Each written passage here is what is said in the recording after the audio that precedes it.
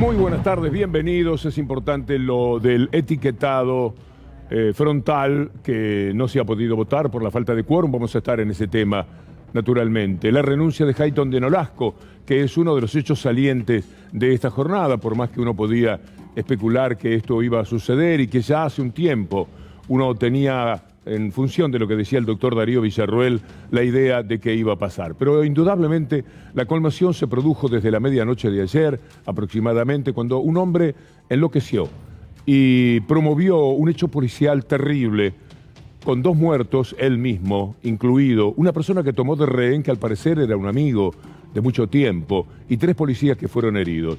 Allí hubo una gran cobertura de C5N y lo vamos a repasar en este informe, y luego vamos a tener con nosotros a uno de los protagonistas periodísticos de la jornada, que fue nuestro compañero y amigo Diego Gabriele. El informe es este.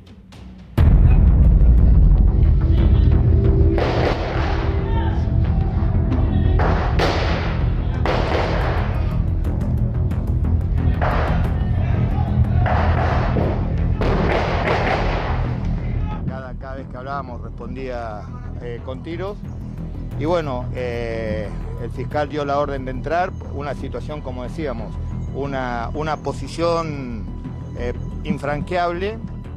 ¿Él había tenido ya problemas de alucinaciones? Sí, me aparecía a las 2 de la mañana en mi casa que lo seguía la brigada, no lo seguía nadie.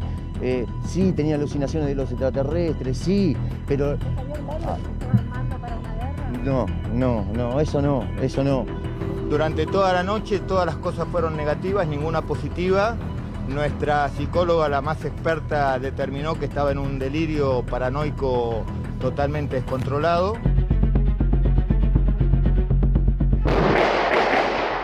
La situación debe ser desactivada lo más rápido posible. O sea, esto es inversamente proporcional a cuando la situación es diferente, que el captor quiere negociar. Cuando el captor quiere negociar, los tiempos son otros. 3 policías heridos. Calculen que cómo será la carencia de fuego, que con los escudos balísticos, con todo, recibió un impacto justo en un lugar muy complicado que es la femoral. Nunca intentó escapar, el determinante fue cuando empezó a prender fuego todo.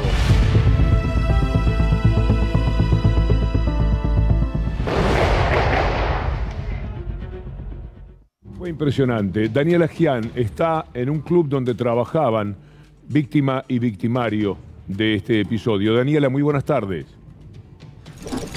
Muy buenas tardes, Víctor Hugo, muchas gracias. Estamos en Caseros, este es el club donde trabajaba Alejandro, prácticamente un club que él llevaba adelante, que había logrado levantar y volver a hacer funcionar en los últimos años, el club Villa María Irene, donde los vecinos, muy consternados, realmente muy tristes por esta situación, han traído hace unos minutos un cartel para recordarlo a Alejandro de una manera muy diferente a la que lo estuvimos conociendo en las últimas horas a partir de este episodio trágico donde termina perdiendo su vida después de secuestrar durante más de 10 horas a uno de sus mejores amigos, Cardoso, con quien también venía a este club y con quien finalmente termina perdiendo la vida.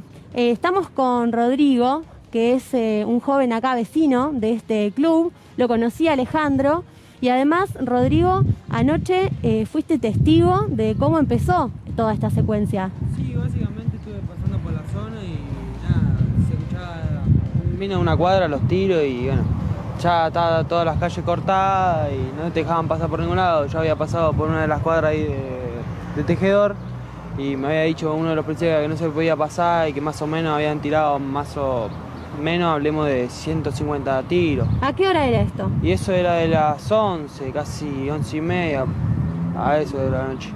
¿En ese momento supiste que se trataba de Alejandro y de José? No, en ese momento no, en ese momento pensé que era cualquier loco de siempre, que pasa muy seguido acá, pero no de esa manera. Yo a Alejandro no lo conozco de acá, yo vengo siempre, paso siempre, lo saludo, era amigo de mi viejo y nada. Mucho no lo conozco, pero nunca pensé que iba a llegar a este punto. Gracias, Rodrigo.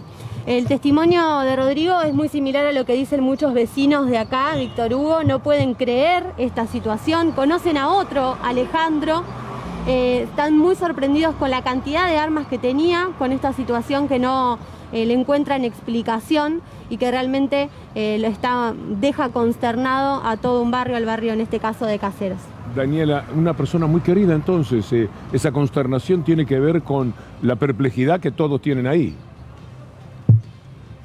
Sí, una persona que por lo menos en este lugar donde pasaba todas sus tardes, en este club, se había convertido en un referente social. Era una persona que tenía un rol social donde hacían ollas populares, daban viandas a las personas que peor la estaban pasando durante la pandemia, hacían actividades sociales para el Día del Niño o para otro tipo de eventos. Era una persona querida por sus vecinos. Por eso también vienen a dejarle este cartel que había logrado levantar este club de barrio con una función social también muy importante, que tenía clases de deporte, de patín. Las vecinas del barrio se juntaban acá a venir a estas clases y lo veían a Alejandro todas las tardes abrir este lugar y quedarse hasta largas horas de la noche con José, con su amigo. Por eso es que no pueden entender cómo es que dos personas tan unidas hayan terminado de esta manera. De todas maneras, habrá que saber hasta qué punto también desconocían el hecho de que Alejandro, que es la persona que secuestró, mató a su amigo y luego murió en la entrada de la policía, tenía antecedentes de violencia. Esto trascendió durante la mañana. Me gustaría saber, Daniela, en el próximo contacto, si esto efectivamente es así. Permíteme ahora ir al encuentro de Claudio Cardoso. ¿Dónde estamos, Claudio? ¿Qué tal, Víctor Hugo? Buenas tardes. Estamos en el Hospital Carrillo, aquí en Ciudadela, donde se encuentra internado uno de los efectivos policiales baleados. Y atención, porque corre mucho riesgo la vida de Marcelo Ponce, que tiene 36 años, que es oficial principal, que lo operaron en la jornada de hoy. 5 horas estuvo en el quirófano, teniendo en cuenta la gravedad de la lesión. Hablamos de un disparo en la zona inguinal que lamentablemente terminó fracturando el fémur, de allí entonces la complicación. Se hizo un bypass venoso y de esta forma entonces se aguarda, se espera lo que va a ocurrir en las próximas 24 horas porque son fundamentales para su evolución. Pero reiteramos, el estado de salud es grave, también el pronóstico es reservado y ahora se lo controla minuto a minuto en terapia intensiva. Este es, Víctor Hugo, el saldo lamentable de un policía gravemente herido. Está con nosotros Diego Gabriele. Gracias, Claudio. Volveremos por allí naturalmente. Diego ha sido protagonista periodístico en esta jornada para C5N. Diego, gracias por estar con nosotros. ¿Cuál es el perfil del personaje central de esta dolorosa historia? Un paciente psiquiátrico sumamente violento que tenía antecedentes por violencia, por lesiones, por tentativa de robo y que tenía una perimetral de su propia familia, porque había intentado apuñalar a uno de sus hermanos. Sin embargo, la familia parte estaba anoche con él. Exactamente. Quien estaba con él era su pareja Paula, empleada judicial, que tiene un sumario interno. ¿Por qué tiene un sumario interno? Porque había 14 denuncias de sus propios familiares para que le allanen la vivienda. Porque la cantidad de armamento que tenía, compraba 100 municiones por día. Él. Por mes. 100 municiones por mes. Alejandro. Ahorraba plata para comprar municiones. Por eso tenía tantas balas. Por eso disparaba cada vez que se acercaba personal policial o cada vez que alguien le hablaba. Ahora, las denuncias las hacen 14 en total, un solo allanamiento, y yo te hablaba de un sumario interno por parte de su pareja, empleada judicial, porque se metió en el sistema para averiguar cuándo le iban a allanar la casa, de modo que pudiera esconder las armas para garantizar la impunidad de quien era su pareja, Maldonado, quien la agarra del cuello, en una situación sumamente violenta, cerca de las 8:30, es mucho más temprano de lo que creíamos. 8:30 de la noche del día de ayer, llega el llamado al 911. 8:45 llega el primer patrullero del COM, que es el Comando de Patrullas de 3 de febrero. Ahí la propia víctima, quien muere, el amigo, le relata que hay una situación violenta con su amigo, que agarró del cuello a Paula, esta empleada judicial, que a partir de esa situación se va su pareja, la pareja de la víctima, Paula, la pareja del victimario, y quedan ellos dos solos. Ingresa a la vivienda. ¿Había una chica también, una criatura, una hija de alguno de ellos? Sí, estaba el hijo de la víctima. Porque estaba en una escena familiar de amigos. Un paciente psiquiátrico que mostraba ciertos elementos de preocupación, pero que nadie imaginaba que a partir de una situación absolutamente habitual, porque es una discusión que no le llamó la atención a nadie. Ahora, sí llama la atención cuando se levanta y la toma del cuello a Paula, a su pareja. Y ahí el amigo le dice, no, hasta acá. Y ese no, hasta acá, genera un brote psicótico a un paciente sumamente psiquiátrico y violento, por el cual se detona esta situación en la cual escapa Paula, escapa la pareja. ¿A qué hora se va la pareja de la víctima, del amigo y Paula? ¿A qué hora se van? Y era antes de las 8:30 de la noche, porque a las 8:30 ingresa el llamado al 911. ¿Qué pasa con la visita del policía que habla con la víctima? Claro, la policía llega y con quien se comunican es con la víctima, con quien termina muriendo. Sí. ¿Y después qué pasa? ¿La víctima entra de nuevo? La víctima entra de vuelta porque hasta ahí es mi amigo. ¿Qué me va a hacer mi amigo? Compartían una amistad de hace muchísimos años, se conocían. Por supuesto, el amigo conocía la afección de este hombre por las armas y la compra de municiones que realizaba. ¿La visita policial se va o se queda? No, se queda. Se queda porque empiezan a conversar. Bueno, anda a tu amigo y decirle que te ponga la actitud, que no es necesario, que se puede resolver tranquilamente. Claro, ahí la policía no entendía que ya estaba detonada la situación dramática. ¿Y Cuando entra, escuchan el primer disparo desde el fondo. Es un pasillo, un PH al fondo, y escuchan el primer escopetazo porque entra el amigo al fondo. La policía entiende que va a volver a salir con alguna novedad respecto de lo que le han propuesto afuera. Al no salir, tensión. Y en esa tensión ingresa personal policial y escuchan un escopetazo. Hoy un policía me dijo, cualquier efectivo de la policía que hubiera entrado en ese momento le hubieran volado la mitad del cuerpo, porque es un pasillo muy angosto, una propiedad horizontal, un PH, la vivienda de este hombre es al fondo, y cuando veía que entraba alguien al pasillo, ponía un pie en el pasillo, se corría y disparaba con la escopeta. Secuestraron dos armas. Y anuncia que su amigo ya queda como rehén. Y ahí queda como rehén. Ni siquiera lo anuncia, no saben más de este hombre. El último contacto que tiene la policía con, o por lo menos... Algo tiene que haber determinado que sabían que era un rehén y no alguien que estaba participando de la resistencia. Porque este hombre gritaba desde el fondo. Llega un momento que le da a entender a la policía que no le permite salir. Como lo habían dejado entrar, esperaban que salga. Cuando no puede salir, bueno, toma de rehenes. Ahí dan aviso al Grupo Halcón. Y cerca de las 9:30, ya el jefe de la departamental de la DDI de 3 de febrero, el comisario Charadía, estamos hablando ya las cabezas de la policía bonaerense zonales, ya estaban en el lugar a las 9:15, 9:30 de la noche. ¿Y qué diálogo se produce? Y ahí lo que vuelven a intentar es comunicarse con esta persona. Y esta persona ya les marca que no puede salir más, que está retenido contra su voluntad, que este hombre efectivamente lo está amenazando con un arma de fuego, y en ese ida y vuelta ya llaman al Grupo Halcón. Y ahí el Grupo Halcón, hay un elemento fundamental que nadie escuchó, y es a la psicóloga que es parte del equipo de negociadores del Grupo Halcón. Es una psicóloga, yo le voy a decir el nombre porque se llama Gabriela Travasso. Gabriela Travasso es una eminencia para los propios policías, que todos la quieren en su equipo. Bueno, es la psicóloga del equipo de negociadores del Grupo Halcón. A la 1 de la mañana, Víctor Hugo, Darío, le dice al fiscal, al doctor Insaurralde, este hombre no se va a entregar nunca, es un paciente psiquiátrico y cada minuto que corre atenta contra la vida de la persona que tiene tomada de rehén. A la 1 de la mañana. El doctor Insaurralde le dice, no voy a autorizar para que entre. A las 2 de la mañana le vuelven a exigir un informe respecto del perfil psicológico de esta persona. Y reitera exactamente lo mismo, con la gravedad de que había pasado 1 hora. Les dice, lo mismo que antes, esta persona no se va a entregar nunca, y ahora esta persona tiene mayor riesgo de vida, el rehén. ¿Volvieron a hablar? Porque ha pasado 1 hora. No volvieron a hablar más. Hasta que se desencadena todo en la mañana. Solamente disparos. El último contacto, la última vez que escuchan una voz es la de la víctima y es cerca de las 12 de la noche.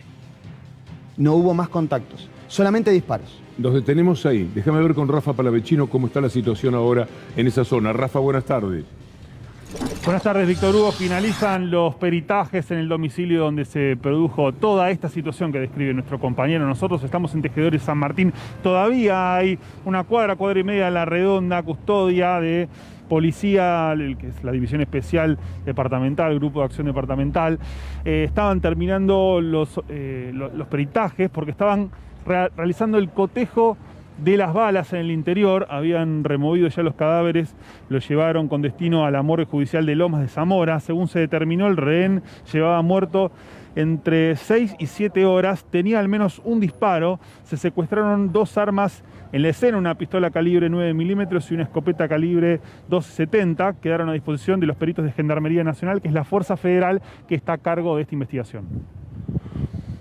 Vamos a volver, Rafa, también a Daniela Llana, a Claudio Cardoso, nuestros móviles. Daniela está en el club donde Alejandro era el alma mater, el hombre que ha protagonizado esta historia atroz, mató a su amigo y luego murió él en el enfrentamiento con la policía. Y Claudio Cardoso está tratando de conocer cuál es el estado en estos momentos de los policías que fueron heridos. Y en Rafa está donde acabamos de presentarlo. Volvemos con Diego Gabriele, que vivió toda esta instancia. ¿A qué hora se produce el ingreso del Grupo Halcón? Entre las 9 y las 9 y cuarto de la mañana. Estamos hablando más de 12 horas de tensión. ¿Cómo lo hicieron? ¿Qué viste? ¿Qué se pudo apreciar? Lo que buscaba, primero, hay una recomendación que fue que sea de día el ingreso. ¿Por qué?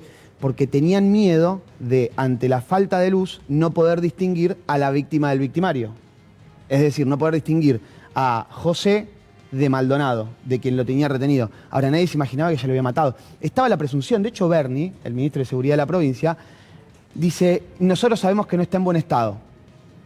Tenían la presunción de que lo podía haber matado, porque claro, desde las 12 de la noche no habían escuchado más su voz. Y su voz, la voz de José, de este hombre de 47 años, era la única que se escuchaba. Porque Maldonado nunca emitió ningún sonido, solamente el sonido que emitía Maldonado era el del escopetazo, porque lo único que hacía era disparar. Ahora, el momento en el que ingresan, en ese momento estaba Agustina Peñalba, y empieza a relatar cómo se escuchan los disparos. Nosotros accedimos hoy al video en el momento en el que la policía entra por los techos. Uno de los disparos de los heridos es producto de que este hombre, cuando escucha que están entrando por los techos, empieza a disparar. Hay un dato que a mí me llama poderosamente la atención, que es más allá del perfil psiquiátrico, de que esperaba que venga la tercera guerra mundial, de que extraterrestres se lo lleven y demás cuestiones que tienen que ver con su psique muy alterada, que compraba 100 municiones por día. Podría haber tirado podría estar tirando ahora. ¿Cómo es que hiera un policía, ibas a contar? Claro, la policía lo que hace, el Grupo Halcón ataca por 2 frentes, hace un movimiento tijera. Entra por protocolo, por debajo y también entra por los techos. Por los techos, se puede ver en el video cómo dispara hacia los techos y se ve como una especie de humo. Ese humo que se ve en el video es el cielo raso estallando, producto de los disparos que estaba realizando este enfermo psiquiátrico y este asesino, todavía ahora no lo sabíamos, para disuadir al personal policial y terminar hiriendo a 4 personas y hay uno que está grave. Diego, más que generoso en compartir esta experiencia traumática, si se quiere, también con nosotros. ¿Te queda algo para decir de todo lo que supiste después del episodio? Lo que hay que destacar es yo creo el trabajo policial, que han estado tantas horas allí intentando y que no salió bien, porque terminó muriendo a quien intentaban resguardar y lamentablemente tuvieron que matar a esta persona que con la cobardía de su muerte, porque la cobardía de su muerte hará que nunca sea responsable por haber matado a su amigo. Diego Gabriele, protagonista en C5N con más compañeros naturalmente y todas las cámaras. Hoy fue impresionante lo que sucedió atendiendo la pantalla de nuestro canal. Otro tema muy fuerte de esta jornada es la renuncia de Hayton de Nolasco en la Corte Suprema. Doctor Darío Villarruel, buenas tardes. ¿Qué tal, Víctor Hugo? Y lo habíamos adelantado que no era mejor la relación de Elena Hayton de Nolasco después de lo que pasó la semana pasada con el nombramiento, casi por autovoto, del presidente Horacio Rosati. Bueno, ella quedó calladita, obviamente se enojó con que no pudo haber votado, pero esto ya venía de antes. Recordemos que ella ya tiene más de 75 y sin embargo está en la Corte por un fallo judicial que en su momento el ministro Garabano no apeló por orden de Mauricio Macri, para que en aquel momento Hayton de Nolasco quede en la Corte. Y votó el 2-1, ¿se acuerda? Bueno, Hayton de Nolasco quedó en ese momento. Ahí estamos viendo la renuncia, porque, mira, a mí me llamó la atención una mujer que pasó 50 años de su vida en la justicia, jueza de primera instancia, camarista, miembro de la Corte, tuvo su marido, toda la familia, se casó, y una renuncia tan fría de 5 letras. Es decir, dejó toda su vida en la justicia cuando uno cree que quien está al frente de la Corte tiene por ahí una relación más directa con el pueblo, con decir gracias por haber sido jueza de la Corte, la nombró Néstor Kirchner, sin embargo, vacío de contenido. Firma como vicepresidenta. Exactamente, porque todavía lo es. Es decir, desconoce, quizás está en términos correctos, que hay un nuevo presidente y un nuevo vicepresidente. No, un detalle. La fecha es 30 de septiembre. La firmó el día anterior que asuma Horacio Rosati como presidente. Eso explica el porqué de la firma. Exactamente. Ya se sabía. El presidente ya estaba al tanto. Es toda una situación vergonzosa la de la Corte. Total. Pero es por esto que renuncia, es una situación de tirantez, algo que no pudo soportar. Ya había perdido mucho poder y la habían sindicado como que se iba a ir del lado de la mayoría. Y ella no quería estar del lado de la mayoría, que es Horacio Rosati y Carlos Rosenkrantz. Y ahora va a haber un problema, porque Rosenkrantz, que lo estamos viendo, va a ser recusado y se va a excusar en un montón de causas donde está el poder real, haciendo planteos en la Corte. No hay una sola persona digna de estar en la Corte de todo lo que estamos viendo. Esa fotografía es una ofensa para la justicia y podemos recorrer los caminos. Este es un hombre de las corporaciones que jamás debió estar en la Corte Suprema de Justicia, Carlos Rosenkrantz. A la izquierda de Rosenkrantz está Maqueda, que es un vaqueano, un vivo, que está allí muy cómodo, a él no le interesa ser presidente ni nada, está en la Corte Suprema, un sueldo maravilloso, bastante poco que hacer porque el trabajo lo hacen los demás. Está en una situación ciertamente privilegiada. Rosati, un hombre que entró por la ventana a la Corte Suprema de Justicia, que puede él sentir por el derecho. Lorenzetti, que critica ahora porque se votaron a sí mismos. ¿Sabe lo que hizo Lorenzetti hace unos años? Lorenzetti adelantó las elecciones y lo hizo votar a Faita en su casa para poder él seguir siendo el presidente de la Corte Suprema de Justicia. Tampoco tiene vergüenza, así que lo descartamos. Y Hayton de Nolasco es una mujer que no debió continuar en la Corte Suprema porque cumplió los 75 años. Si hubiera tenido la elegancia y el decoro del doctor Zaffaroni, por ejemplo, se hubiese retirado, pero no, quiso seguir. Y quiso seguir a través de un acuerdo espurio con el gobierno neoliberal, porque el gobierno tenía que haber apelado la cautelar que ella pidió y que le concedieron, y no lo hizo porque se pusieron en negociaciones para evitar esto. ¿Cuál de ellos puede ser aprobado? ¿Cuál de ellos podría ser un digno integrante de la Corte Suprema de Justicia? No sé si el doctor Darío Villarroel, que entiende mucho más de todo esto, tiene algo para argumentar a favor de alguno de ellos. Ninguno es un jurista, pero Elena Hayton de Nolasco viene de la carrera judicial. Y ella fue la autora de un voto que creo le valió llegar a la Corte, la teoría del esfuerzo compartido. ¿Se acuerdan del tema de el que cobra dólares, el que puso dólares o cobrará pesos o algo así? Bueno, ella dijo esfuerzo compartido. Un poco el Estado, un poco el que perdió el dinero, y esa fue la teoría que triunfó para arreglar a un montón de gente que había perdido toda la plata. Creo que ese fue el mérito por el cual llegó a la Corte, pero es de carrera judicial. Los otros no. Atención, porque no hay ningún juez hoy que sea de carrera judicial, y eso es muy importante. Hay una vacante, el presidente ya lo sabe, tendrá que ser una mujer, porque obviamente la igualdad de género es importante, pero un datito de color.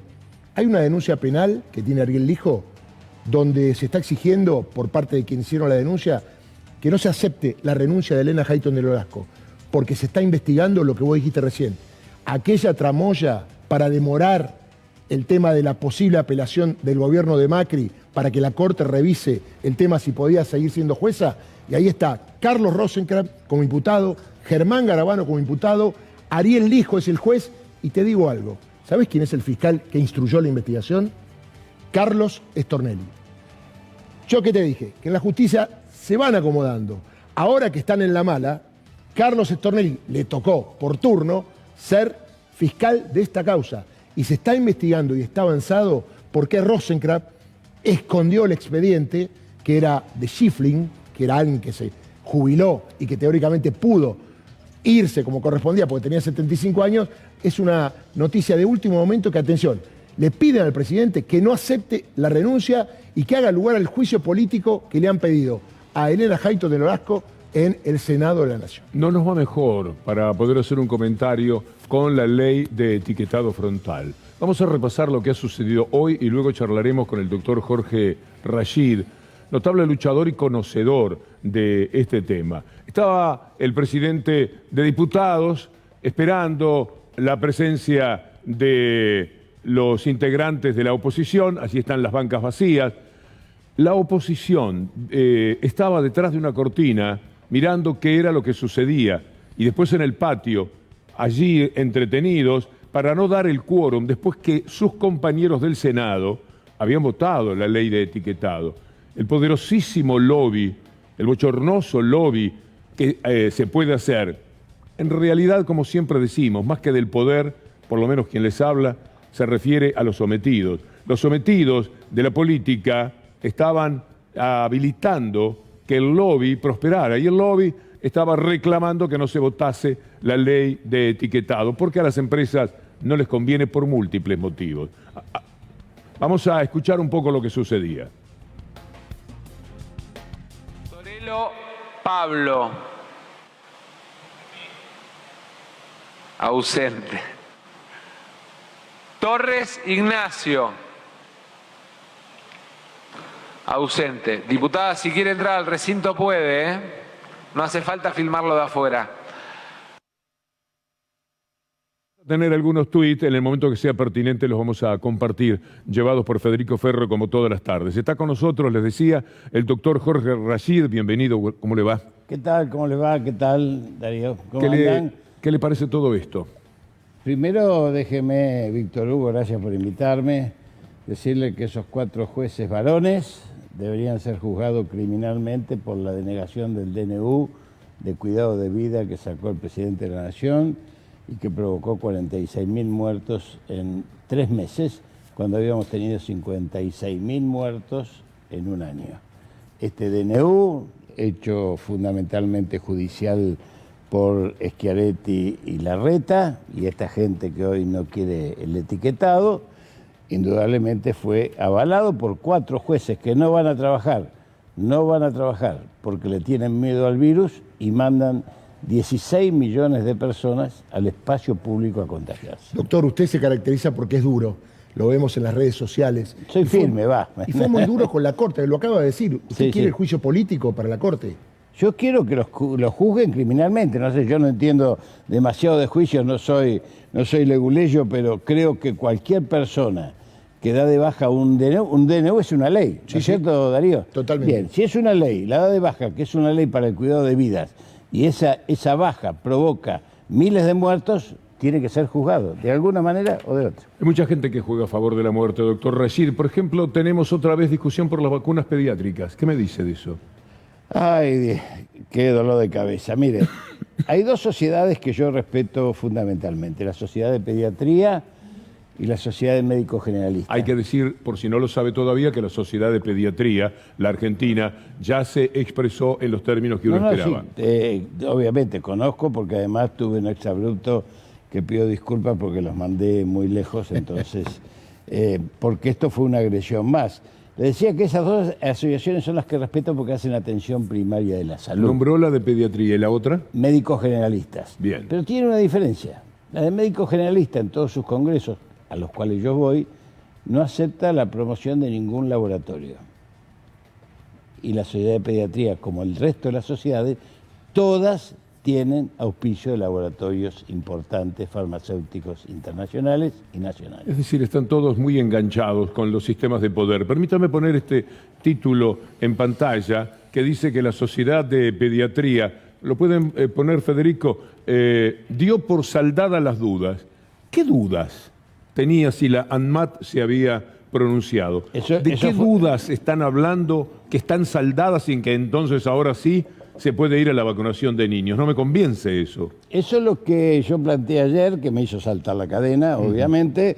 Lamento, porque son buena gente, en realidad yo creo que están más manipulados o ingenuos. ¿Comparado con qué son buena gente, doctor Rashid? ¿Comparado con qué son buena gente? Porque el daño que hicieron todas estas horas son muy grandes. Los que lo manipulan son los verdugos y estos son los que aplauden, digamos, Y bueno, más o menos así. Digamos. ¿Quién es Sí. peor? ¿El verdugo o el que lo aplaude? Exactamente. Bueno, en eso coincidimos, pero por eso salí tan fuerte, porque una sociedad científica, si tiene dudas, va y las pregunta en el ANMAT, como usted dice. Pero además hay 300 millones de niños chinos vacunados, hay niños vacunados con la otra vacuna que es Sinovac en Chile y con la misma fase 1 de esta vacuna Sinopharm, que es la que genera la bioseguridad. La fase 2 que genera la inmunogenicidad, es decir, que produce anticuerpos, todas entran y están todas en fase 3 con documentos reservados porque es una fase en desarrollo. Usted no puede tener datos de una fase, pero ellos, si hubiesen querido, van y le piden fase 3 al ANMAT y se los da. Lo que pasa es que fue una maniobra política indudablemente. Ahora, doctor, estamos con un gobierno que cuida a su población, que decide vacunar a los pibes. Y la verdad, ¿qué nos pasa a los argentinos para no creer en un gobierno que qué va a querer? ¿Que se mueran los pibes? ¿Que se vacunen mal? Yo estuve viendo que en el resto del mundo esto no ha pasado. Es decir, cuando un gobierno decía esto sirve, sirve para la oposición y el oficialismo. ¿Qué pasa en la Argentina? Porque yo personalmente no pondría en duda, por más que no comparte ideológicamente, lo que dice alguien que me está diciendo que está bien vacunar a los pibes. En la Argentina sucedió algo que no sucedió en ningún lugar del mundo, como bien dice Darío. En todos los lugares del mundo hubo resistencias a algunas medidas de políticas sanitarias que fueron filonazis, libertarias, anarquistas, extremistas, marginales, pero nada importante. Acá es el principal partido de la oposición. Claro. Es el principal partido que desde el primer momento de la cuarentena, y hoy lo discutía con la vicepresidenta de la Cámara de Diputados, que es de ellos, y cuando vio que hay un viejo dicho que dice hay que pegarle al chancho para que aparezca el dueño, bien, ¿cómo terminó esta discusión en otro canal? Yo le estaba diciendo, me parece que usted tiene razón si no le dimos toda la información, pero se la dimos, pero yo no la vi actuar cuando los 4 jueces de la Corte, cuando dijeron que el virus no existía, cuando la pandemia, cuando quemaron barbijo, cuando dijeron que la Sinovac, la Sinopharm o la Sputnik era de segunda categoría, cuando dijeron no a la vacuna, que los vencimos, no dijeron nada, y usted ahora me dice que nosotros no damos información. ¿No será que ustedes no quieren escuchar la información?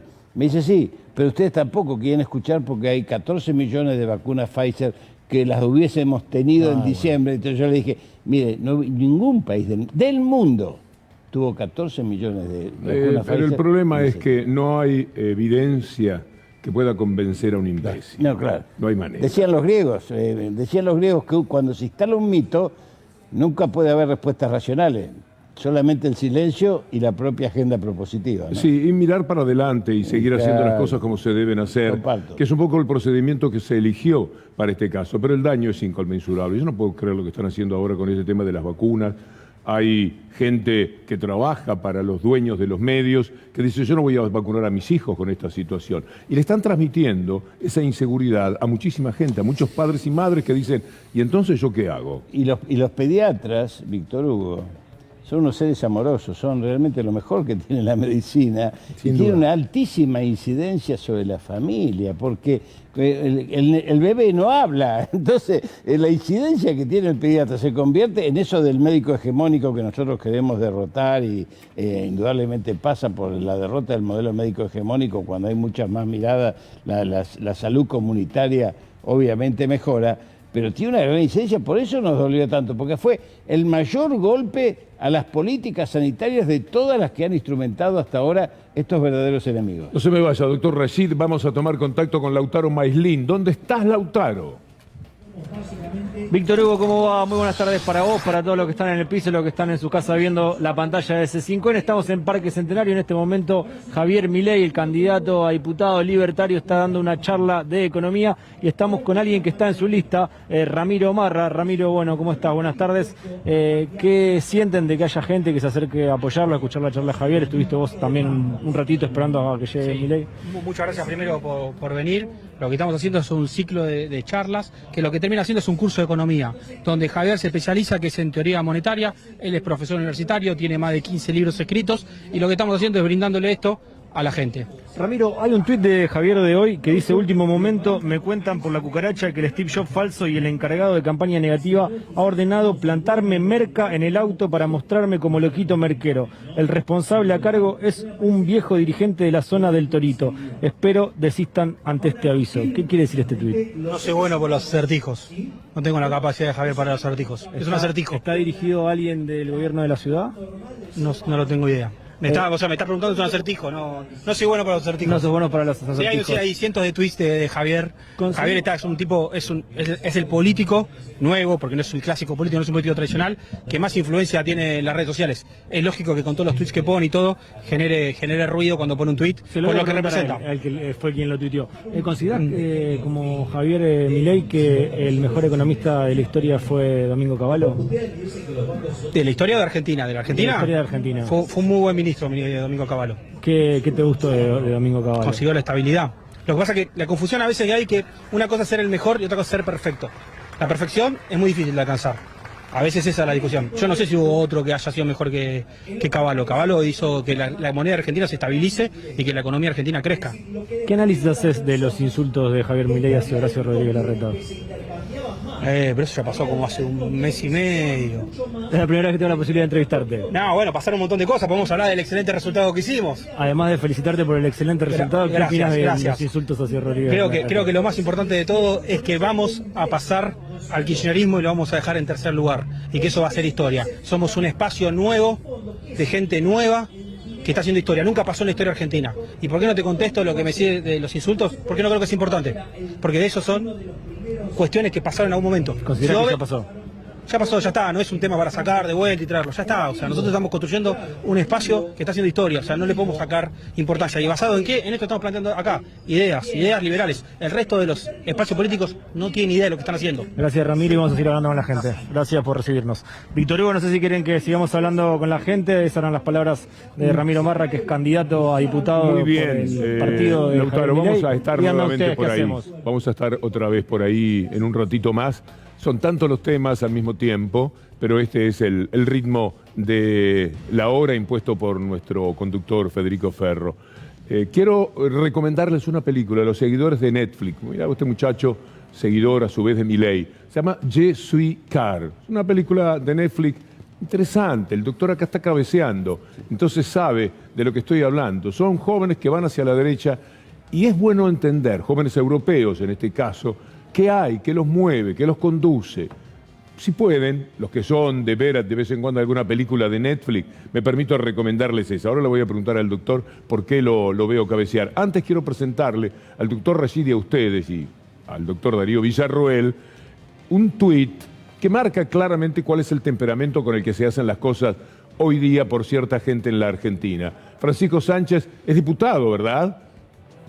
Es diputado del PRO. Al amigo todo, al enemigo ni quórum. Ni quórum. Con esto, doctor Rashid, está bastante claro cuál es el panorama, ¿no? Es muy claro y además yo también recomiendo Je suis rat porque explica justamente cómo de las utopías revolucionarias de Sartre del 68 y Foucault pasamos a la pérdida de la política de los últimos 5 décadas de neoliberalismo, que ha intentado borrar la identidad y la memoria de los pueblos, justamente sacando la política para poder posicionar lo que sabemos que posicionamos. Si todos agarramos el billete que tenemos en el bolsillo, es un billete que podría ser de Filipinas, Birmania, Tailandia, menos de la Argentina. Algún compañero me decía, ¿pero qué estás defendiendo las figuras de Mitre y de Roca? Y yo digo, mira, serían hijos de su madre, pero son nuestros, somos por lo menos, como decía Roosevelt. Me da mucho gusto verlo siempre, aunque los temas son un poco ingratos, duelen, porque nosotros ahora sonreímos en el final, pero debe ser como una descarga, porque esto que pasa, todo esto de lo que hemos hablado, entristece mucho. La ley de etiquetado, perdóneme, es una ley también para salvar muchísimas vidas. Y esto me parece que es un tema que con la capacidad profesional de ustedes, sobre todo Víctor Hugo, de todo el equipo de C5N, hay que profundizarlo porque esto en el mundo hay dos problemas graves que son la desnutrición y la obesidad por la chatarra. Nada menos. Estados Unidos podría dar clases al respecto. Esto lo desnudó la pandemia porque se mueren 24.000 personas por hambre en el mundo desde hace 10 años promedio, 8.000, de los cuales son niños.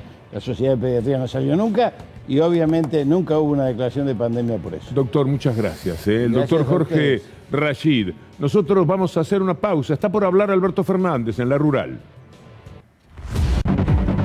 Es un tema del fútbol, es un tema de la justicia, es un asunto de irrespetuosidad con las leyes. ¿Qué decir del tema aforo, doctor Villarruel? Bueno, hay procedimientos penales que se están llevando a cabo. Ayer veíamos cómo allanaban la cancha de River, jugaron River Boca, obviamente hubo como 50.000 personas, se está controlando el tema del ingreso, el egreso, las actas correspondientes, la cantidad de entradas que se vendieron, y esta mañana se allanó el Club Atlético Vélez Sarsfield, también con la misma situación. Pero quiero decir algo, Vélez Sarsfield tiene una capacidad para 45.000, 50.000 personas, había 20.000, esa cancha no estaba llena, no es lo mismo que la cancha de River. Habrá que ver que están más juntos y deberían estar separados, pero esa no es cuestión tampoco del gobierno nacional. A ver, quien organiza el espectáculo deportivo, por orden de la AFA, es el club local. Y el club local le dice a la policía metropolitana y a los empleados cómo tienen que trabajar para que la gente se ubique en los lugares que tiene. Echarle la culpa al gobierno de esto, la verdad, es tirarle y tirarle siempre con mer para pegarle. Y la verdad que acá estaba claro que la responsabilidad era de los clubes. Por eso ahora, quienes están siendo investigados no es el gobierno, son los presidentes de los clubes. Ya están imputados Donofrio, como presidente de River, y el presidente de Vélez, por dos cuestiones. El tema de favorecer con esta cuestión de llenar la cancha la propagación del virus. Es un delito grave, tiene una pena de hasta 2 años de prisión. Y también puede pasar, porque es una contravención, lo que pasó de llenar el estadio con más gente permitida, el tema de la clausura del estadio, de River y de Vélez. Pero ahí te digo algo, hay un problema. La selección argentina juega el fin de semana en la cancha de River. Si llegan a clausurar la cancha, que es por el partido de River y no de la selección, obviamente habrá que buscar otro estadio. Es un lío bárbaro, se metió la justicia de la ciudad. Repito, se metió la justicia de la ciudad, cuando en realidad el tema de la propagación es un delito federal. No sé por qué Comodoro Pi en estos temas no se mete. Vamos a tomar contacto con los Estados Unidos, con la ciudad de Nueva York. Allí está Matías Morales para hablar de algo cuyo título les va a llamar la atención.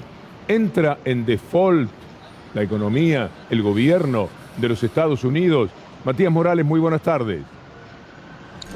Hola, ¿qué tal? Buenas tardes, qué gusto saludarlos. Así es, el presidente de Estados Unidos, Joe Biden, dijo que su país podría entrar en default el próximo 18 de octubre por la actitud irresponsable y peligrosa de los republicanos que se niegan a aumentar el techo de deuda, por lo que agregó que si no querían ayudarlos a salvar el país, que por lo menos se apartaran y no lo destruyeran, al tiempo que consideró hipócrita y lamentable que jugaran a la ruleta rusa con la suerte de Estados Unidos, ya que advirtió que una suspensión de pagos amenazaría el estatus del dólar como la divisa de reserva de la que depende el mundo. A su vez, aumentarían las tasas de interés de las hipotecas, los préstamos, las tarjetas de crédito, y el país correría el riesgo de que le bajaran la calificación. Biden dijo que representaría una herida autoinfligida que arrastraría a la economía norteamericana a un precipicio y lo comparó con la caída de un meteorito, afirmando que sería catastrófico. Los demócratas necesitarían el voto de por lo menos 10 republicanos, aunque su líder en el Senado, Mitch McConnell, ya dijo que no iba a acompañar el proyecto porque si el gobierno quería gobernar sin ellos, también tendría que resolver este tema solo. Los republicanos, a su vez, están siendo criticados porque gran parte de la deuda que se niegan a pagar fue adquirida durante la administración de Donald Trump. Matías, hemos entendido perfectamente. Me gustaría escucharlo a Biden. Después, si lo que dice Biden deja algo para agregar, volvemos por allí, aunque me da la sensación que está todo dicho. Escuchen a Biden. So let's be clear. Not only are Republicans refusing to do their job, but threatening to use their power, to prevent us from doing our job, saving the economy from a catastrophic event. I think, quite frankly, it's hypocritical, dangerous, and disgraceful. Their obstruction and irresponsibility knows absolutely no bounds, excuse me, especially as we're clawing our way out of this pandemic. Pobre Biden, porque tiene más problemas que los Pérez García.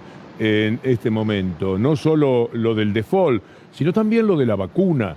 70 millones no se quieren vacunar, son republicanos prácticamente todos ellos. Y hoy, Matías, para cerrar el informe, hubo una marcha antivacunas, creo, en la ciudad de Nueva York. ¿Es así? Sí, está habiendo bastantes marchas antivacunas, sobre todo, como decís, en la ciudad de Nueva York, porque están echando al personal sanitario y a los maestros que se niegan a vacunarse. Así que hay muchas personas que están perdiendo el trabajo y la gobernadora de Nueva York ya está evaluando decretar la emergencia para contratar jubilados y desplegar la Guardia Sanitaria si estos despidos derivan en la falta de empleados en los hospitales. Bien, mal, por supuesto, el dato, están perdiendo el trabajo, gente del personal sanitario, gente de la educación. Es un verdadero drama el que tiene los Estados Unidos, que no puede llegar a la inmunidad de rebaño teniendo todas las vacunas. Matías, hasta cualquier momento, muchas gracias. Un abrazo, hasta pronto. Hacemos una pausa, estamos esperando la palabra de Alberto Fernández, el presidente de la República en la rural. La Cámara Argentina de la Construcción está haciendo un acto y allí está el presidente. Enseguida vamos a estar con la columna, pero han pasado cosas muy fuertes, muy importantes hoy y las ha cubierto minuto por minuto C5N. Rafael Palavecino, ¿dónde estamos ahora? Víctor Hugo, continuamos en la zona donde se produjo la toma de rehenes. Estuvimos trabajando con todo el equipo durante todo el día y se agregan datos que nos acerca también nuestro equipo de producción, más datos sobre esta toma de Caseros. Nosotros recién revelábamos acerca de la situación en el interior y estos datos especifican que la primera observación de los forenses en la escena, el tirador, Alejandro Maldonado, fue abatido por la policía de 3 impactos de bala, uno en cada hombro y otro en el medio del pecho. Su amigo y rehén, José Cáceres, tenía un solo disparo que ingresó por un hombro y le atravesó el tórax. Llegaba de 6 a 7 horas fallecido. Esto fue algo que también había revelado el ministro de Seguridad de la provincia de Buenos Aires, Sergio Berni, ante la prensa. El asesino tapó el cadáver de su amigo con una manta, lo cubrió, le colocó algo debajo de la nuca a modo de almohada. Después se da todo el suceso que nosotros ya conocemos, la balacera, la irrupción de la policía dentro del lugar. Hasta hace un ratito trabajaba Gendarmería realizando los peritajes, estaban ya terminando. Los cuerpos fueron llevados a la morgue judicial de Lomas de Zamora para realizar la correspondiente autopsia. Bien, Rafa, estoy mirando algunos tuits que tienen que ver con algunos de los temas que vamos a considerar. Esta es la calle donde se produjeron estos terribles episodios de hoy en Caseros. Desde la medianoche, como contó muy bien Diego Gabriele, uno de los cronistas de C5N, se trató de un tema que duró casi 12 horas y terminó en muerte. Está hablando, y vamos con eso, el presidente Alberto Fernández. Que tenemos por delante, en el mundo de los constructores, todo lo que nos queda por construir en este país y en este mundo que no le ha pasado fácil. Venimos a superar un tiempo de mucho dolor, de mucha enfermedad, de muchas pérdidas, que afrontamos con mucho esfuerzo. Cuando llegamos al gobierno, allá en diciembre del 2019, estábamos muy convencidos de que para poner de pie a la Argentina, la obra pública, la construcción, era un elemento central, por ese contenido movilizador que tiene la actividad de la construcción. En campaña anuncié que iba a poner de pie, a construir un ministerio de vivienda, que hoy conduce Jorge Ferraresi. Y lo hice advirtiendo la necesidad que tiene la Argentina, los argentinos, las argentinas, de tener un techo propio, donde cobijarse junto a sus familias. Y lo hice también convencido de que ese era un camino propicio para poner en marcha una economía que venía definitivamente apagada y que había que encender, como recordaba yo en aquellos días. Apagada porque todo se había retraído, el proceso de endeudamiento vivido dejó paralizadas muchas actividades y condicionar mucho al Estado para poder desarrollar obra pública. Y llegamos con toda nuestra vocación y todas nuestras convicciones hasta que a los 99 días cayó ese tiempo de dolor que fue la pandemia.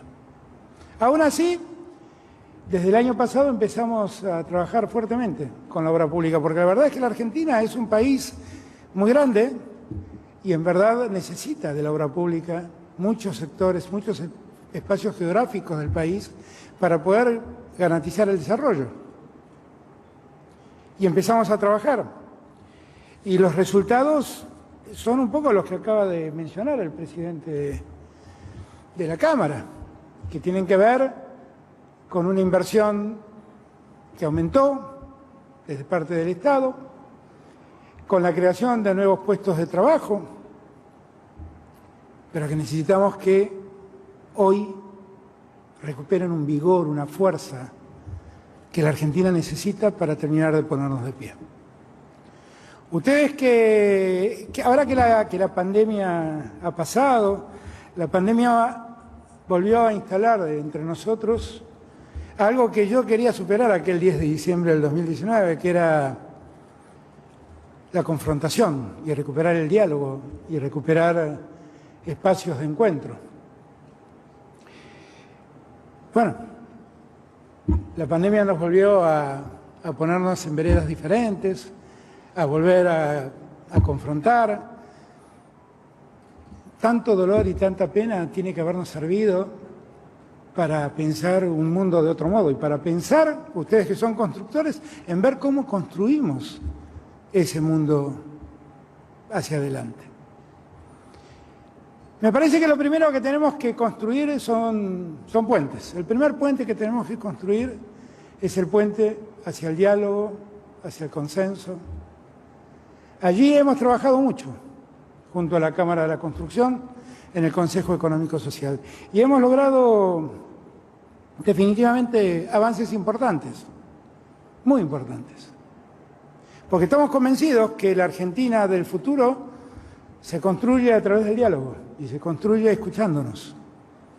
En estos 2 días, después de la última elección primaria, yo me ocupé de salir a la calle y de escuchar.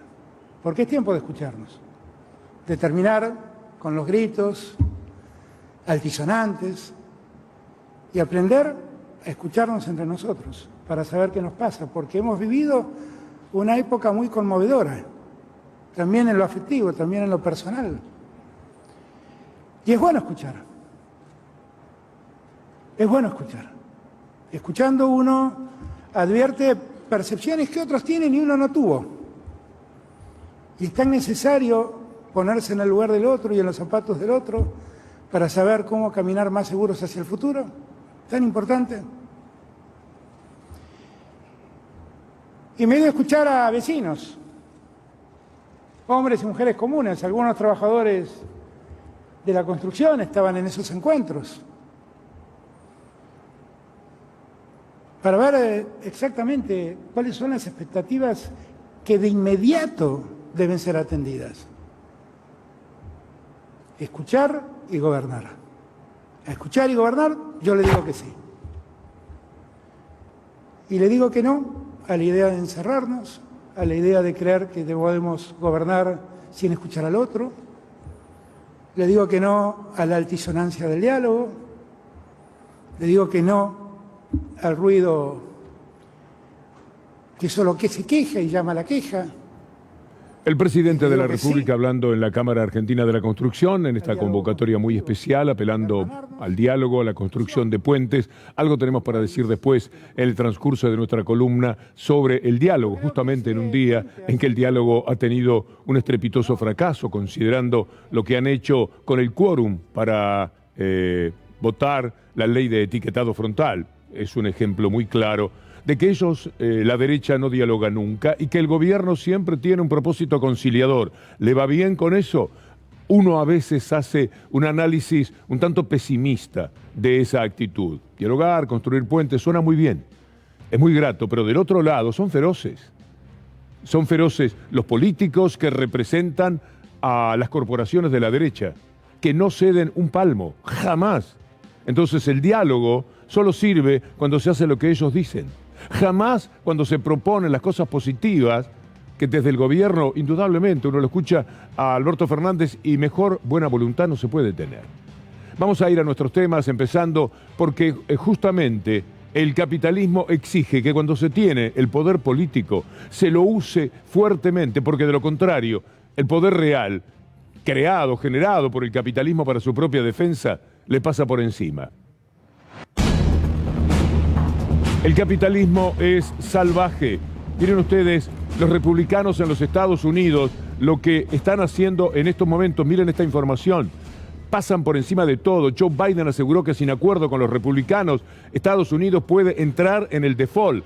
Ahora, vea usted lo que dice la secretaria de Estado, lo que puede pasar si no consigue Biden que los republicanos apoyen su propósito. I think it would be catastrophic for the economy and for individual families. Nearly 50 million seniors could stop receiving Social Security payments or see them delayed. Our troops would not know when they would get their next paycheck. We have 30 million families who rely on the monthly child tax credit, and they would not receive that relief. Usted se da cuenta hasta dónde estamos llegando con el capitalismo, hasta dónde los Estados Unidos también están comprometidos. La palabra default, que es una habitualidad en las economías de países como la Argentina, la posibilidad del default siempre como una amenaza, como una espada de Damocles, ahora lo tiene Estados Unidos y necesita imperiosamente de un acuerdo con los republicanos, de lo contrario le va a costar muchísimo gobernar. Ese capitalismo que se lleva todo por delante, como bien dice Joseph Stiglitz, amigo del ministro de Finanzas Martín Guzmán. Stiglitz está pidiendo recircular la ayuda del Fondo Monetario Internacional a los países de menores ingresos, porque así la mano no va, no sirve. Es como dijo Biden en su momento, hace algunas semanas, cuando proponía, sigue proponiendo, más impuestos a los más ricos, a los que más tienen, de esta manera. Big corporations and super wealthy have to start paying their fair share of taxes. It's long overdue. I'm not out to punish anyone. I'm a capitalist. If you can make $1 million or $1 billion, that's great. God bless you. All I'm asking is you pay your fair share. Pay your fair share. Just like middle-class folks do. But that isn't happening now. Today in this country right now, the top 1%, for example, evade an estimated $160 billion in taxes that they owe each year. Not new taxes, taxes that they owe. La avaricia del hombre es formidable. Ganan 1.000 millones, pero ahora tendrían que pagar, según lo que propone Biden, 250 millones. Vaya uno a convencerlos, porque tendrían que pagar el 25% de impuestos, que es lo que se está queriendo realizar, llevar a cabo en este momento. Y esto es muy difícil. Por eso hay que luchar desde el poder político contra ese poder real, económico, que tiene a los medios de comunicación, a los políticos. Lo que está pasando ahora con la ley de etiquetado es una vergüenza. Están buscando cualquier argumento, ya no saben qué hacer. De todas maneras, la opinión pública que los ha ido circundando, porque esto me parece que es transversal, nadie puede estar de acuerdo con que es correcto no dar quórum para que se considere una ley que beneficia nada menos que la salud, con algo que uno dice, ¿por qué les preocupa, les molesta tanto poner una etiqueta? ¿Hacen trampa? Siempre están metidos dentro de la trampa, pero ese tema viene después. Lo que quiero ahora es hablar de ese impuesto del 25%, que lo que llamamos la Pandora Paper ha determinado como una idea de muchísimos presidentes y hombres de la política en el mundo entero. Pandora Paper y el impuesto global a las multinacionales. Quieren salir del 15% para entrar al 25%. De todas maneras, Pandora Paper, Panama Paper. ¿Usted se acuerda lo que decía el bandido de Caputo, que fue ministro de Finanzas, nada menos, de la República Argentina, el del préstamo 100 años, el que tomó miles de millones de dólares prestados hasta que en determinado momento le dijeron no hay más y tuvo que recurrir al Fondo Monetario Internacional? Él decía que este tema de los Panama Papers en aquel momento era como tener una caja de seguridad, en realidad no tiene nada de malo. También preguntaba Axel si el tema de las offshore es un delito. No, claramente no es. El único tema es tenerlas declaradas. Piensen en una offshore como si fuera una caja de seguridad. O sea, lo que uno tiene adentro de la caja de seguridad lo puede tener declarado o no. Eso no convierte a las cajas. Primero quiero hablarte de Caputo, de Toto Caputo. Dale. Toto Caputo es un orgullo para este país y para este gobierno que sea ministro. Lo estás bancando de una manera, pero escúchame, estás en vivo. Escúchame. Así se bancan entre ellos, así juegan permanentemente para robarnos mejor. Es el cuento de Caperucita casi. Y lo hacen, lo llevan a cabo, tienen una presencia formidable en los medios de comunicación. Así que este Caputo, el de la cajita de seguridad, un ahorrito que tenía por ahí en la caja de ondulines de su tía, era lo que significan los Panama Papers, que era la cosa más criminal económicamente del mundo cuando ellos querían denunciar que lo tenían otros. Resultó que todos ellos estaban metidos hasta las manos en el tema de los Panama Papers. Mire lo que dice Marco Teruggi con este tuit, un conocedor formidable de estos comportamientos. En los papeles de Pandora están 12 expresidentes, la actual vice, hasta el director de la Dirección de Impuestos. En Argentina está nuevamente un integrante de la familia Macri. Y en Perú aparece Mario Vargas Llosa. Todos se reúnen después a dar clases de democracia y libertad. En efecto, escuchémoslo a Vargas Llosa, metido también en estos asuntos, dar esas clases sobre democracia y libertad. América Latina, no nos engañemos, está en una situación muy difícil. Va a salir de ella, seguramente va a salir de ella cuando los latinoamericanos descubran que han elegido mal, que lo importante de unas elecciones no es como que haya libertad en esas elecciones, sino votar bien. Y votar bien es algo muy importante porque los países que votan mal, como ha ocurrido con algunos países latinoamericanos, lo pagan caro. Y entonces no hay que engañarse. Calificadamente, eso es votar bien para ellos. Siempre están pensando en esa idea. Votar ellos mismos para que la democracia, que ya no sería tal, les asegure su absoluto dominio, que es el que tienen a través del poder real. Mire usted lo que es Facebook. Para cerrar este capítulo introductorio de nuestra columna sobre el capitalismo salvaje que hoy día tenemos. Facebook se cayó ayer, lucha contra apagón global, pero sobre todo las revelaciones de alguien que trabajó para Facebook, Frances Haugen, una especialista en datos, que les dijo la purísima verdad. Escúchela. I joined Facebook because I think Facebook has the potential to bring out the best in us. But I'm here today because I believe Facebook's products harm children, stoke division, and weaken our democracy. The company's leadership knows how to make Facebook and Instagram safer, but won't make the necessary changes because they have put their astronomical profits before people. Es el poder real. Facebook también es parte de ese poder real. Aquí la mafia de Clarín hoy volvió al ataque a favor de la muerte, contra la vida, ahora contra las vacunas para los pibes, nada menos. Mire usted lo que pone en tapa hoy el diario de Héctor Mañeto. Ahí está. Desde el martes 12, pese a las dudas, qué sinvergüenzas, qué bandido, qué manera de jugar a favor de la muerte. Pese a las dudas, arranca la vacunación a chicos de 3 a 11 años. Si el diario más vendido del país, por más que se sepa que es un diario completamente degenerado dentro del periodismo, dice esto: la influencia es inevitable. Mire el destacado que le vamos a presentar para darle continuidad a este tema. Sinopharm para niños, la Sociedad Argentina de Pediatría pide al gobierno evidencia de su eficacia. Por supuesto, son instituciones que juegan a favor de ese poder real. Son instituciones que, como decía Jorge Rashid, tienen mucho que ver con los laboratorios, están metidos hasta las manos en todo eso, pero al fin de cuentas tuvieron que hacer lo que correspondía. Mire ahora cuál es la situación.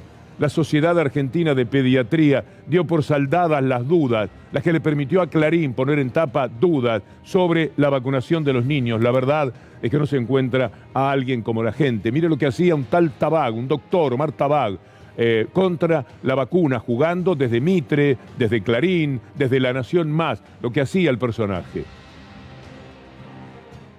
Por ejemplo, Chile ha incorporado una de las vacunas aprobadas en el mundo, que es la vacuna Coronavac, que es una vacuna inactivada, similar a Sinopharm, y lo ha aprobado para la utilización en mayores de 6 años. Ahora, el criterio de aprobación del Estado chileno fue que se presentaron los resultados de 63 millones de niños vacunados con más de 3 años. Las vacunas de ARN, Pfizer y Moderna para los menores de 12 años están aprobadas no todavía y falta todavía un tiempo. ¿Por qué? Porque esas vacunas tienen que asegurarse algunos datos de seguridad, de inmunidad. Disparate, salgamos de este disparate, porque en el fondo alguien lo está mirando distraído y piensa que esto es lo que hay que escuchar. Y esta es la gente a la que no hay que escuchar.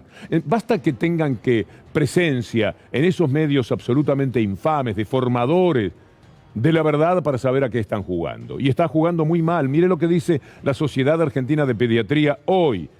Tarde, ayudó un poco a las dudas, una vergüenza. Pero los hechos, por supuesto, que derrumbaron todo lo que había sostenido sobre las dudas que tenían, y el titular de la entidad científica, Omar Tabaco, dijo también que nunca se dudó de la seriedad de la entidad reguladora ANMAT. Bueno, y si no dudan nunca de la seriedad, ¿por qué dudaron ayer? ¿Por qué permitieron que se hiciera este recorrido? ¡Qué vergüenza que son! Escuchémoslo. Lo que lleva transcurrido del estudio son muy buenos datos según el ANMAT, por eso lo llevó a autorizarlo. Claro. Entonces eso nos da mucha más tranquilidad, porque en ningún momento tampoco era cuestión de desconfiar del ANMAT, porque es una agencia muy prestigiosa, muy seria, en la que confiamos plenamente, pero queríamos conocer cómo se había generado esa evidencia. Nos mostraron eso, más un par de estudios más que están realizando, y nos deja mucho más tranquilo para hoy, Juan, recomendar más enfáticamente todavía la vacunación. El señor me da vergüenza. Y la Sociedad Argentina de Pediatría también, si avala lo que hizo este señor. Es decir, nunca se puede dudar de la ANMAT, pero ellos, de todas maneras, y confesándoselo a los medios, querían disipar algunas dudas. ¿Se duda o no se duda? Y además, en este tema, en el que está en juego la vacunación, tenés que manejarlo de otra manera, porque si no estás haciendo mucho daño. El que ya hicieron, ya tiene este señor, esta Sociedad Argentina de Pediatría, y el tal de BAG, de la Sociedad Interamericana, y qué sé yo cuánto de pediatría, ya tiene cientos de miles de padres que ya se están preguntando, a través de lo que dicen además los medios de comunicación, ¿lo vacuno o no lo vacuno? Y no, porque se quedan con una parte de la información. ¿Quién está escuchando ahora en aquellos medios que sembraron las dudas, es decir, en Clarín? ¿Dónde está el título de Clarín que permita que la gente por lo menos reconsidere lo que esta gente ayudó a crear jugando para el sistema? Jugando para los laboratorios, jugando para los medios de comunicación, jugando contra la ANMAT y después diciendo muy suelto de cuerpo, es tan pero tan seria la ANMAT que jamás se puede dudar de ella. Pero ayer dudaron, no dudaron, ayer jugaron a las dudas, ayer hicieron todo el daño que hoy ya no pueden reparar. Dan mucha vergüenza, son unos desconsiderados y venimos tolerando esto, jugar a favor de la muerte y contra la vida desde que empezó la pandemia. Ellos apostaron permanentemente a que la muerte ayudaba muchísimo desde el punto de vista político. Y cuando se produjeron las muchas muertes, por supuesto que trataron de sacarle el jugo que corresponde, pero la vacunación les ganó. La vacunación ha generado una situación maravillosa en términos relativos con el resto del mundo para la Argentina. Y ahora llega la vacunación para los pibes. Y en vez de celebrarlo, de festejarlo, de divulgarlo, difundirlo como corresponde, le salen en contra. Tengo mis dudas. Tengo que hablar con la ANMAT a ver qué están haciendo. ¿Cómo? Si dicen después que no tienen dudas. ¿Y cómo aparece este de Bagui o el que sea haciendo tanto pero tanto daño? Que lo haga Mañeto, que lo haga el maldito tipo de periodismo que él encara y encabeza, vaya y pase, porque lo hacen toda la vida. Y si tiene quien le crea, en realidad son cómplices los que aportan en los reportajes y los que leyéndolos ya a esta altura del partido siguen todavía haciendo como que les creen, porque creerles es absolutamente imposible. Mire, aparece Camburián, Lo tiene a Camburián, ¿verdad? Ahora le voy a recordar, por las dudas, un tuit escrito en febrero de lo que nos iba a pasar en agosto, pero antes, escúchelo hablar de la vacuna. Que el Ministerio de Salud no publica los datos validados. La FDA va a discutir el 25 de octubre abiertamente la vacunación con Pfizer para los chicos de 3 a 11 años. Abiertamente, no en una oficina, a oscuras, o digamos, no en la misma oficina en donde se robaron vacunas. ¿Y cuál puede ser la razón por la que el gobierno no ha difundido estos datos? Porque no los tiene. Claramente no los tiene. No los tiene porque no los hay. Qué tipos, ¿no? Qué peligrosos. Pero detrás están los medios de comunicación haciéndole la pregunta para que el señor se luzca. Mire quién es este hombre. Escribió en febrero, el 19 de febrero, pensar que en agosto va a haber un aluvión de vacunas y vacunación masiva es el siguiente error. En agosto vamos a estar con hospitales llenos de pacientes y volviendo a preguntarnos por qué. Guarden este tuit, lo bien que hicimos. Kreplak, el ministro de Salud de la provincia de Buenos Aires, dice: no puede ser. De verdad, no puede ser. Hay un desencanto, un desconsuelo, un dolor muy grande, porque ya es demasiado. Lo de Clarín, lo de La Nación, lo de Camburián, lo de DEBAG, lo de la Sociedad Argentina de Pediatría, que corrige tarde, cuando ya no sirve para nada su corrección. Ya hizo el daño que los otros querían que hiciera, ya cumplieron, ya les fue muy bien con todo aquello que los lleva a portarse de esta manera. A dudar de la ANMAT, quién es el presidente de la pediatría o lo que fuere, para dudar de una institución que es uno de los orgullos máximos que tiene la República Argentina. Entonces Kreplak, en el desaliento, dice: no, no puede ser, es que de verdad no puede ser. No había ninguna necesidad de llevarle esta angustia a la sociedad. No había ninguna necesidad de llevarle esta angustia a la sociedad, poniendo en duda algo que nosotros no tenemos la duda, que todos los que trabajamos sobre información estamos seguros. La duda es sobre fase 3, que es eficacia. Primero está publicado fase 3 de adultos. Bien. Y en fase 3 de niños no está publicado porque, como pasa siempre, todos los países, en Chile, en Uruguay, que se vacunan también tienen un fase 3 en proceso que no está publicado. ¿Y cómo se sabe la información antes de estar publicado el archivo? El artículo se llama Rolling Submission. A medida que van habiendo información parcial, el laboratorio le comenta a las organizaciones que evalúan al ANMAT. Sí. Le va diciendo: tengo tantos casos, pasó esto, y según eso uno va viendo la eficacia. Hasta que no termine un número muy grande no se publica. Bien. Pero esa información que se va sacando en partes sirve para tomar la decisión. Vamos a tomar como medida Estados Unidos. Es algo que a muchos sectores les genera, bueno, si en Estados Unidos pasa esto, es una medida a la que nos tenemos que referir también nosotros. Mire lo que cuenta Anaí Rubín, corresponsal, amiga, desde la ciudad de Nueva York con respecto a la vacuna para chicos. La Academia Americana de Pediatría, junto con la Asociación de Hospitales para Niños, dio un número que es altísimo: 5.300.000 casos registrados desde que empezó la pandemia en niños. Esto representa el 22% del total de los contagios. Lamentablemente también informaron que se produjeron 534 muertes y desde el mes de agosto a septiembre 750.000 nuevos contagios en chicos. En cuanto a la hospitalización, en adolescentes, los no vacunados, es 10 veces mayor la tasa de contagio que los vacunados. Y uno de cada 4 chicos que están hospitalizados terminan lamentablemente en terapias intensivas. Bueno, ahí están las placas de lo que nos dice Anaí Rubín. Vamos a compartirlas con ustedes para quedar debidamente informados. 750.000 nuevos contagios se produjeron desde el 5 de agosto al 2 de septiembre. ¿Qué más? 5.300.000 casos en niños y adolescentes, 22% del total de los contagios. Y aquí tenemos quienes luchan contra la vacuna. 534 niños y adolescentes fallecieron. La fuente es la Academia Americana de Pediatría y Asociación de Hospitales para Niños, nada menos. Por suerte, en la Argentina está el 50% de la población ya vacunada, totalmente vacunada. Es muchísimo más alto todavía el porcentaje de primera dosis, que asegura un 80% de certeza de poder luchar muy bien contra el COVID. Bueno, la vacunación Es la principal respuesta, la más extraordinaria que hemos tenido de los pocos casos que se dan, tanto de contagio como de muerte, porque ya no hay una situación que venía de arrastre de los que antes habían enfermado. Ahora cada vez menos contagios y cada vez menos muertes. Dios quiera, Dios nos ayude, por lo menos lo digo como creyente, que las cosas sigan de esta manera. Parecería indicar que sí, pero 50% y mucho más, 80%, 70% de vacunados con primera dosis. Usted mañana puede leer este título tranquilamente en La Mafia de Clarín. Lo ponemos para darles una idea. Cuando el 50% de la población está vacunado, ellos pueden poner el 50% de la población argentina no cuenta con su esquema de vacunación completa. De nada, muchachos, es para que tengan una maldad lista para mañana y no tengan que pensarla a las 11 de la noche hablando con La Nación a ver qué daño pueden hacer en la próxima jornada.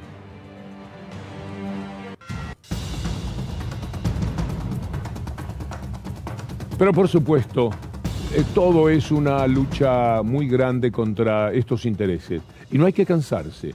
Hay que seguir dando toda la pelea, tratando de refutar todo lo que sea posible y necesario frente a tanta mendacidad. Vamos a empezar compartiendo este tuit de Julio Cobos con usted. Entre ellos se matan y en este caso Cobos es mejorado por Negri. Es decir, Cobos es mejor que lo que era hace unos días gracias a que puede escribir este tuit diciéndole al presidente de la UCR, Mario Negri, pidan sesión especial con los temas de interés de Juntos por el Cambio, pero también faciliten el tratamiento de la ley de etiquetado y las leyes que mejoran las condiciones laborales y jubilatorias de trabajadores de viñas, otro tema que se tenía que tratar en la jornada de hoy. Ahora, vea al presidente de diputados llamando a diputados que no van a entrar, que no van a ir. Torello Pablo. Ausente. Torres Ignacio. Ausente. Diputada, si quiere entrar al recinto puede, ¿eh? No hace falta filmarlo de afuera. Bueno, veámoslos, ahí están detrás de la cortina mirando. Así viven, así son. Esta es la responsabilidad que tienen. Ahí están, escudados en un pretexto baladí, para no votar, ver si lo pueden romper. De todas maneras, creo que hay presión hasta de sus propios seguidores, porque esto ya le da vergüenza a cualquier ciudadano mínimamente decente. Es que no puede ser que no quieran que las corporaciones económicas pongan una etiqueta que nos dice si tiene sodio, si tiene sal, si tiene algo que no nos conviene. Es tremendo. Ahí están. Esa es la imagen de la oposición. Mírenlos en el patio ahora, andando por el patio tratando de, por supuesto, no entrar y conversando entre ellos. Esta es la forma de responsabilidad que tienen. Ahí están jugando por las corporaciones, están haciendo tiempo como un miserable equipo de fútbol que para sostener el resultado. Y el resultado es que las corporaciones sigan haciendo lo que quieran porque ellos son empleados de las corporaciones. Son las corporaciones las que sostienen las campañas de ellos. Lautaro Maislin les preguntó por qué no entraban. Mire cuáles son los pretextos. ¿Cómo fue un día sin WhatsApp ayer? Muy bien, muy bien. ¿Mucho más Twitter? ¿Qué tal? Mario, ¿cómo va? ¿Qué expectativas para hoy? Buenos días. ¿Qué expectativas para hoy? Voy a labor parlamentaria y veremos. ¿Va a dar quórum? Después vamos a conversar. No van a dar quórum. No va a dar quórum tal como está. Si quieren sesionar y quieren tratar estos temas, se hace una agenda en común.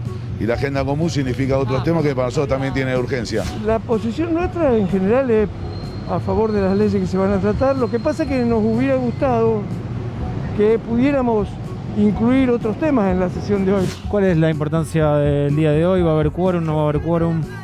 Depende del oficialismo. Ellos convocaron, ellos son los que tienen que garantizar el quórum. Así que en cuanto ellos consigan el quórum, nosotros vamos a bajar para tratar los proyectos. ¿Qué piensa usted en particular de la ley de etiquetado? Voté a favor, impulsé el dictamen, así que estoy esperando que ellos consigan el quórum para que sea ley. Mario, ¿va a haber quórum o no va a haber quórum? No hubo quórum, ahora esperamos que el presidente de la Cámara llame una reunión para que consensuemos entre todos los bloques una sesión donde esté etiquetado, todo, que estamos todos de acuerdo. ¿Usted votaría a favor de Yo la sí, ley de etiquetado? Sí, votarían, pero no entraron. Y el pretexto es como dice Leo Grosso, el diputado, se trata de jugar hasta el último momento, si es posible, a favor de las corporaciones. Que no puede hacer Juntos por el Cambio votar esta ley porque las grandes empresas de alimentos de este país, que son muy grandes y muy pocas, están haciendo un lobby feroz y si de lobby empresario se trata, Juntos por el Cambio son los primeros que levantan la mano para hacerse eco. No es más ni menos que regular el acceso público a información para que nuestra población pueda alimentarse saludablemente. Y eso es lo que no quiere discutir Juntos por el Cambio, porque en la Argentina hay 5 empresas de producción de alimentos que regulan o que tienen el 90% de las marcas de alimentos, que son los que después le pagan la campaña Juntos por el Cambio. En el recinto, Máximo Kirchner, por supuesto, hablaba de este comportamiento de la oposición.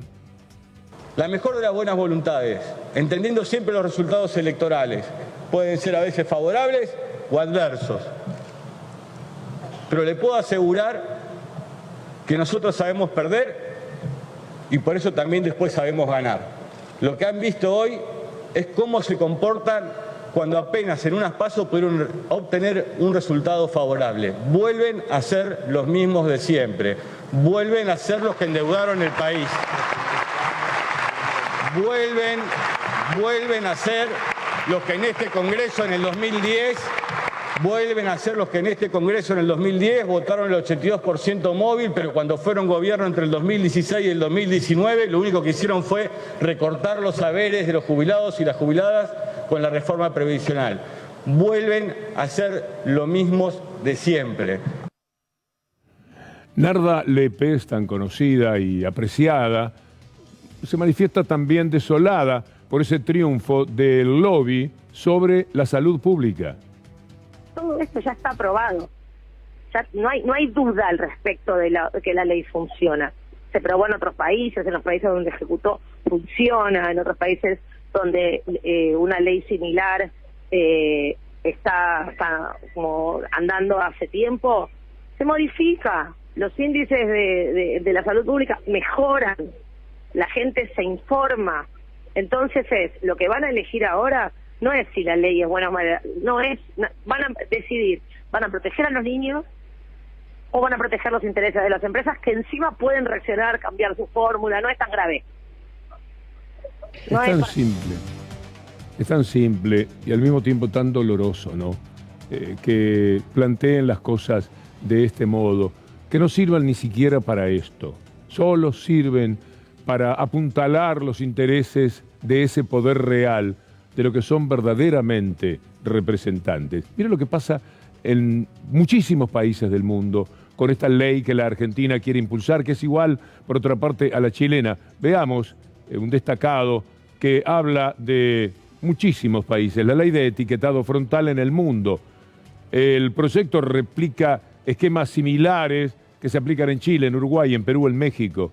En Uruguay, un estudio de la UNICEF encontró que después de la puesta en marcha, un 18% de los consumidores optó por no comprar un producto con octógonos y un 23% optó por opciones libres de advertencias. Mira algo más de lo que sucedió. En otros países como Estados Unidos, Costa Rica, Tailandia, se implementa otro esquema desarrollado por la propia industria alimentaria que se enfoca en los nutrientes, el sistema de guías diarias de alimentación. Mira lo de Chile. La directora de la Escuela de Salud de Chile, y presta atención a lo que sucede porque la ley que tienen que votar y que no quisieron desde la oposición en la Argentina es igual a la de Chile. Más del 90% de la gente está de acuerdo con que existe este etiquetado frontal. Y hoy día más del 50% de la gente refiere que está cambiando su elección. ¿En qué sentido? Si un alimento tiene menos sellos, es mejor, la gente está eligiendo alimento con menos sellos, y si encuentra una alternativa sin sello, está tomando la decisión de esa alternativa sin sello. El New York Times escribe: sellos para combatir la obesidad. ¿Cómo identifican en Chile la comida chatarra? El gobierno chileno, en respuesta a un aumento de las tasas de sobrepeso y obesidad, ha emitido restricciones que los expertos dicen que son de las más ambiciosas en el mundo. Y esas nuevas regulaciones sí han tenido un efecto importante desde ahora. New York Times. Las empresas de alimentos han modificado de manera voluntaria algunos de sus productos para evitar aquellos temidos logotipos negros. Es como dice Martín Guzmán, y lo vamos a escuchar, la derecha siempre está socavando libertades, conculcando derechos, y ese derecho a la salud hoy tuvo un capítulo negro por culpa de la oposición. La derecha en la Argentina siempre quita derechos y siempre socava libertades, porque destruye oportunidades, destruye la posibilidad de soñar con un futuro más promisorio. Y en particular, y es lo que estamos viendo hoy en los debates públicos, en las cuestiones del mercado de trabajo, busca atacar los problemas o ataca esos problemas de una forma que profundiza las inseguridades económicas de nuestro pueblo trabajador. La derecha es tan mala que nadie quiere reconocer que es de derecha, ni siquiera a los políticos. Les preguntan, ¿usted es una persona de derecha? No. No, porque saben que es malo, que es egoísmo, esa insolidaridad, es llevarse el mundo por delante. No ser solidario, porque me entró amor propio, para que la palabra salga bien. Es increíble lo que pasa. Mire lo de Martín Tetaz. Los UBA, usted sabe lo que está pasando con los UBA. Usted conoce las marchas, la desesperación de la gente. Son un gran mecanismo, porque bajan la cuota inicial a una tercera parte de lo que cuesta un crédito tradicional, permitiendo que la clase media pueda acceder masivamente a la vivienda. Y la gente en la calle no le llama la atención. Mire este otro tuit del candidato de Cambiemos. Por esta razón los UBA tienen una tasa de mora muy baja. ¿Y de qué se queja la gente? ¿Por qué las marchas? ¿Por qué la desesperación? Las exigencias que plantean permanentemente. Por supuesto, porque los UBA fueron una trampa más con la que tuvieron que convivir, con la que fueron una vez más defraudados quienes creyeron en aquella promesa de que ahora sí iban a tener la vivienda. Procrear de antes del 2015 todavía mantiene la cuota, si eran 5.000 son 5.000 pesos. ¿Qué habla Tetaz? ¿Qué estás diciendo respecto a los UBA? Por suerte, se manifiesta sobre un tema que todos más o menos conocemos, como también conocemos a Prat Gai. Mire lo que dice Prat Gai ahora sobre el gasto, siempre esa palabra, el gasto, nunca dicen la inversión, el gasto del Estado. La realidad es que todos estos pesos que están emitiendo para poder cumplir con ese gasto que le impuso Cristina a Guzmán, son pesos que circulan y que afectan, digamos, el salario de todos, porque después la inflación nos joroba a todos, ¿no? Entonces, así como vimos un populismo sin recursos que se empezó a caer a pedazos, esto es como la última fase de eso, ¿no? Bueno, tenemos que salir a poner la platita en los bolsillos de la gente, pero no tenemos la platita. Entonces, ¿qué hacemos? La creamos, la inventamos. Y eso tiene consecuencias nefastas, ¿no? Lo hemos visto muchas veces en la historia argentina y es muy probable que lo volvamos a ver si siguen con esta estrategia. Por varios motivos son unos sinvergüenzas. Lo de la platita, con lo que vienen jugando, es haber tomado una frase que no dijo el doctor Goyán, que se sabe, comentó lo que le había dicho otra persona y que lo hacía en forma crítica de lo que no había hecho el gobierno. ¿Y qué no había hecho el gobierno? Menciona Prat Gai que Cristina le impuso a Guzmán. La verdad es que la carta de Cristina está mostrando que Guzmán había procedido como él sentía, y de ahí vino la divergencia que hubo claramente en el gobierno. Y se permiten hablar. ¿Qué autoridad puede tener Prat Gai? Él no se acuerda de cuando hacía un pronóstico como este que vamos a escuchar y simplemente daba risa. La herencia que recibimos nosotros empieza en el 30%. El compromiso nuestro para el 2016 es que la inflación cierre en un rango de entre el 20 y el 25%. La herencia que recibimos nosotros empieza en el 30%. El compromiso nuestro para el 2016 es que la inflación cierre en un rango de entre el 20 y el 25%. Vamos a ver cuál fue la realidad. ¡Ah, caramba! 40%, superó el 40% en 2016 y fue la más alta en 14 años. Y se permite hablar y nosotros lo pasamos por televisión todavía. La verdad es que deberíamos ser un poco más cuidadosos porque no hay ética, no hay moral en personajes como este, que todo lo que hizo fue multiplicar la fortuna de Fortabat, que él cuida y de la que naturalmente es un directo beneficiado, para que fuera el doble a los 10 días de él estar en el gobierno. nos hacen cualquier cosa. Pero como están protegidos por el blindaje mediático famoso, pueden hacer lo que se les antoje. Vamos a ir a algo grato y después otro momento también grato. Vamos a hablar con el ministro de Educación, Jaime Persic, y los dejo mientras hago el recorrido con León Gieco. Con relación a todo lo que estamos discutiendo sobre la alimentación, el etiquetado, etcétera, el León Nacional, León Gieco, sacó un tema que se llama alimentación.com. Los dejo con ese tema y enseguida estamos con el ministro de Educación. El ministro Jaime Persic, ministro de Educación con nosotros. Bienvenido. ¿Qué tal, Víctor Hugo? Buenas noches. Feliz porque vuelve a Conectar Igualdad. Sí. Se fue en 2016, se fue a Conectar Igualdad. Y la pandemia, primero hubiera sido justo que continuara, lo habían prometido, ¿no? Y Conectar Igualdad era un programa extraordinario, llegaba a las computadoras a los chicos de la escuela secundaria, a sus profesores también. Llegaba a las escuelas especiales. A sus padres también. Llegaba a toda la familia. Y era una computadora para cada uno. Y después en las escuelas primarias había unos carros digitales. O sea, la Argentina tenía brecha digital cero. O sea, la desigualdad en acceso a tecnología era cero. Y después no hubo más. No hubo más. Y después vinieron dos cosas al mismo tiempo, ¿no? Vino un nuevo gobierno con pandemia.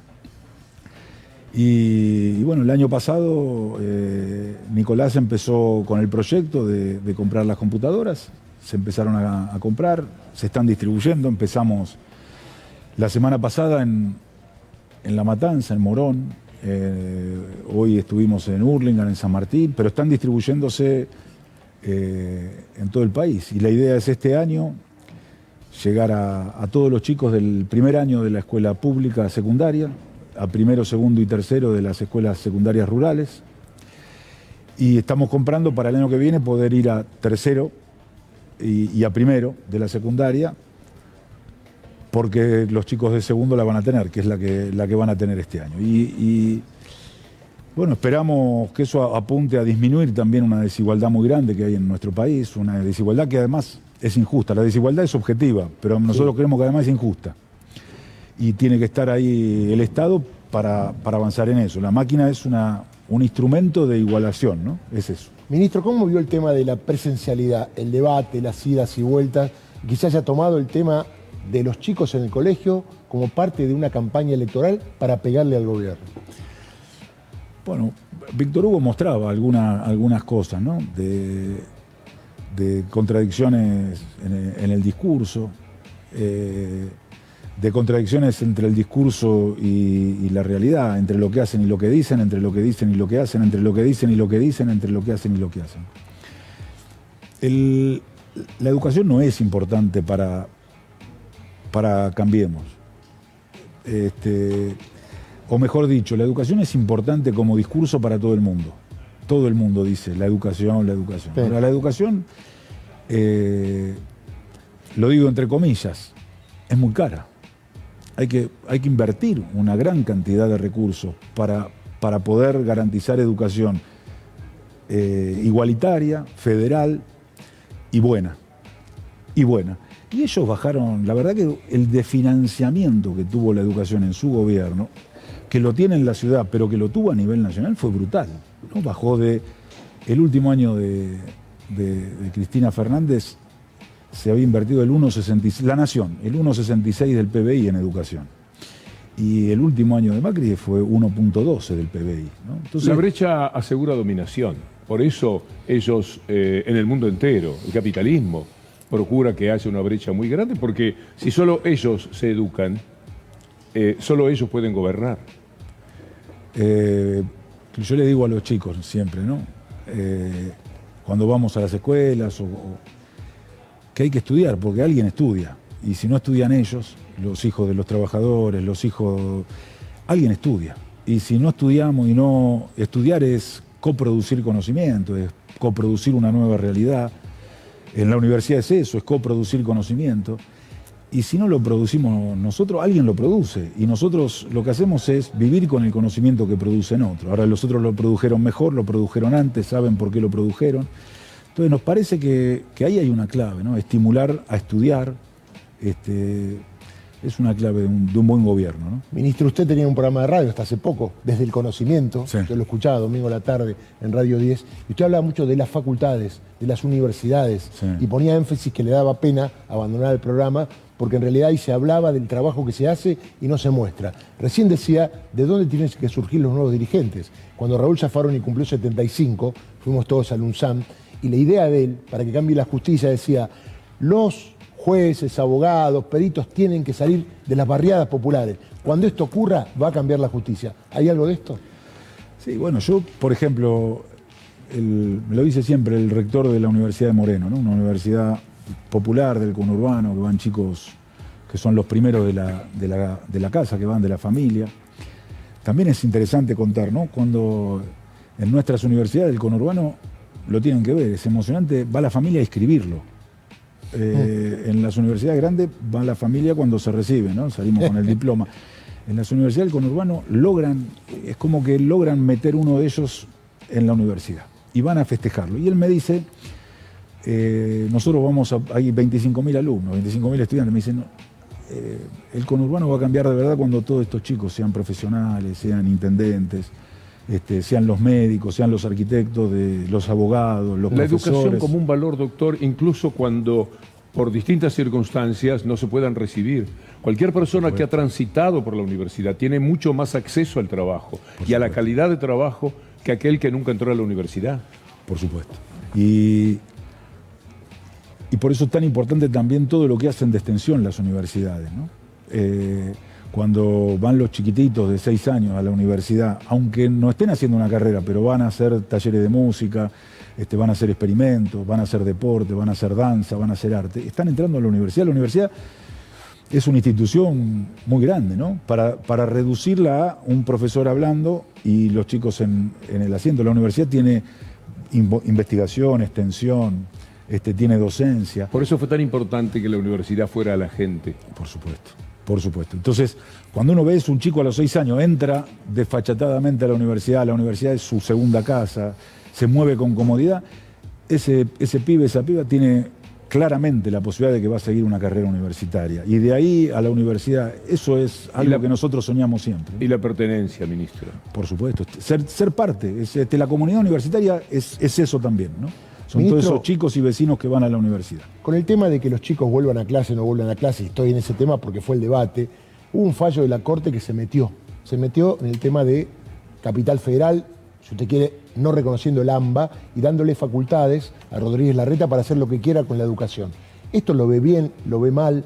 ¿Le parece que es justo? Porque había una disposición en el DNU que se tienen que reunir todas las cuestiones de educación del país y definir una política general, porque si no, cada uno hace lo que quiere, ¿no? Lo que pasa es que tenemos una política que está invadida por la justicia, ¿no? Nosotros tenemos que lograr que la política resuelva las cuestiones políticas. La justicia no gestiona. Claro. La justicia se mete en otras cuestiones, no es mi especialidad, pero la que tiene que gestionar, la que tiene que llevar a cargo el gobierno de la Argentina, la que tiene que gestionar las políticas públicas, y en eso la Constitución es clarísima, es la política. Y después nosotros tenemos un problema en la política, pero bueno, sobre eso tenemos que avanzar los que hacen política, ¿no? Lo imagino con 1000 carpetas en el escritorio.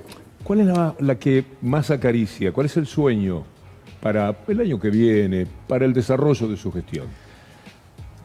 Yo les digo siempre con los que trabajamos, ¿no? Nosotros tenemos que tener la cabeza en medio, es una figura dividida en pedazos, ¿no? Y hay una parte de la cabeza que todos los días tiene que pensar en cómo hacemos que todos los chicos vuelvan a la escuela. No vamos a poder vivir injusticia más grande que una sociedad que mire para el costado con chicos que están afuera de la escuela. Esa es una parte, lograr que todos vuelvan a la escuela. Y con la otra parte de la cabeza tenemos que pensar cómo con todos en la escuela mejoramos la educación argentina, ¿no? La hacemos una escuela que entienda que los pibes que van a la escuela de hoy no son los pibes que iban a la escuela antes, porque los profesores que estamos en esa escuela tampoco somos los profesores de antes. Vivimos en un nuevo mundo, todos somos nuevos los viejos somos nuevos. Nos los estamos jóvenes, estrenando. Todos. Y a veces todos nosotros, que los pibes no son como antes.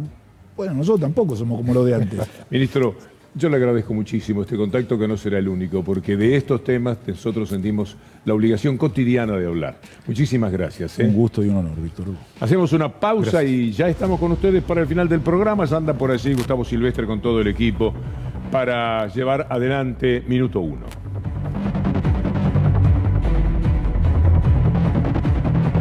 El final de nuestro programa, un tuit de Guado de Pedro. Hoy la oposición bloqueó 4 leyes a favor de la gente, dice el ministro. Después de acompañarlas en comisiones, faltaron a la sesión con excusas. La verdad es que nuevamente se dieron al interés y al privilegio de unos pocos por encima de los argentinos y las argentinas. ¿Algo más de Guado de Pedro? Bueno, me parece que esto es suficiente. Después de acompañar en comisiones, además faltaron a la sesión poniendo cualquier tipo de excusa. No está terminado el tema. Aparentemente el miércoles de la semana que viene puede haber una reunión que determine que se traten los temas. Hay feriados de por medio, hay para negociar, pero está claro, hay 2 proyectos, hay elecciones. Usted lo tiene claro. Muchos decían hoy, che, la gente que votó a estos diputados sabe que están actuando en contra de sus intereses. Porque esto es lo que hay que bajarle al pueblo, que cuando vote sepa que los que vota a lo mejor usted cree que van con sus intereses y van contra sus intereses. Si no solucionamos ese tema de saber a quién votamos y qué es lo que van a hacer en el Congreso, estamos, la verdad, pero además liquidados. Es un tema, Darío, en el cual se le está pidiendo a los empresarios solamente que digan la verdad. Tal cual. Que pongan un aviso, una etiqueta en la cual digan de qué está hecho el alimento. No se les pide que ganen menos. No van a perder plata. No es un tema de precio, no van a perder plata. O sí, porque quizás no puedan confesar cómo están hechos los productos. Por ahí bajan la venta, decís vos. Decir, ¿qué sé yo? Sí, de determinados productos. Claro. Porque la gente por salud, como sucedió en Chile, como pasó en Uruguay, como ocurre en los Estados Unidos, toma algún tipo de decisiones. Ahora, ¿vos podés pensar que haya legisladores que de alguna manera acuerden con las empresas que manejan esto? Sí, ¿Es raro claro pensarlo? Sí, sí. Acá es el cuento de Caperucita. Lobby, ¿estás? Sí. Estoy hablando con los diputados. ¿Para qué, Lobby? Para comerte mejor. Y nos comen mejor. Yo cuando en la facultad estudié Derecho Constitucional aprendí que en Estados Unidos el lobby está establecido. Se sabe quiénes son lobistas y se los controla. Acá no sabemos quiénes son los lobistas que van y vienen. Algunos dicen que con valijas que yo nunca vi, ¿no? ¿Vale la pena emplear un minuto final con Mauricio Macri y doctor Villarruel? Bueno, está citado para el jueves a indagatoria, pero lamentablemente todavía no pudo ser notificado. El juez Martín Baba dio un domicilio a donde fueron a notificarlo, ya no vive más Mauricio Macri. Ahora se mandó un oficio vía fiscal a la Policía Federal, a Migraciones, para que sepan dónde vive Mauricio Macri. Si quieren saberlo, lo saben. Obviamente, me parece que acá hay alguien que se está haciendo el distraído, porque hace poquito Mauricio Macri votó, ¿no? Y ya sabemos dónde votó. Todo el mundo sabe dónde votó, si fueron todas las cámaras de televisión. Y además, si vos querés, Víctor Hugo, yo te puedo dar el domicilio donde... No lo haga, déjalo. No, ni siquiera el partido. Dejémoslo. Provincia de Buenos Aires. Acá nada. no. Perfecto, muy bien. Nos vamos, amigos. Llega Gustavo Silvestre, llega Minuto 1. No sé si llega Macri, eso no lo tenemos No claro. sabemos. Pero Minuto 1 con un programa excepcional que seguramente tiene mucho que ver con la gran indignación que provoca lo que hoy sucedió cuando la política, el poder político, la parte de poder político de la oposición jugó para los grandes empresarios una vez más. Ojalá se animen a corregirlo. Ya está Gustavo Silvestre. Les decimos hasta mañana si Dios quiere.